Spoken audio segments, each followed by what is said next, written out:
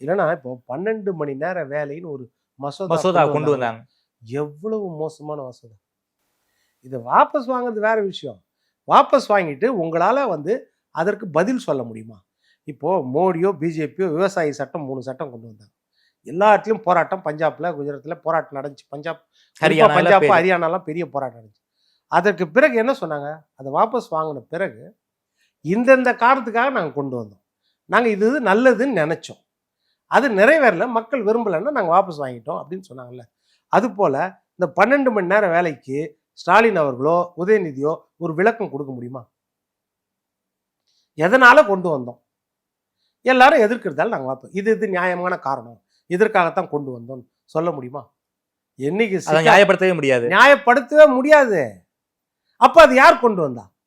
கொண்டு வந்த அதிகாரி யாரு? அவங்க மேல நடவடிக்கை எடுத்தீங்களா? அதான் சொல்றேன். ஒரு திட்டம் நல்லதுன்னு நினைச்சு அரசாங்கம் கொண்டு வரும், மக்கள் எதிர்ப்போ, இப்போ சேலம் 8 வழிச்சாலை சொன்னோம், ஒரு நல்லதுன்னு நினைச்சுக்கொண்டு மக்கள் எதிர்ப்பு பெரிய அளவில் இருக்கும்போது அது வாபஸ் வாங்கப்படும், அது வேற விஷயம். இந்த திட்டத்துக்கு எந்த விதத்திலையும் நியாயப்படுத்த முடியாது நீங்க. அதே மாதிரி திருமண மண்டபத்திலையும் மைதானத்திலையும் விளையாட்டு மைதானத்திலையும் மதுவுக்கு அலோவ் பண்ணலான்னு கொண்டு வந்தார் சட்டம். அந்த சட்டத்தை எப்படி நியாயப்படுத்துவீங்க? இதை நியாயப்படுத்த முடியுமா?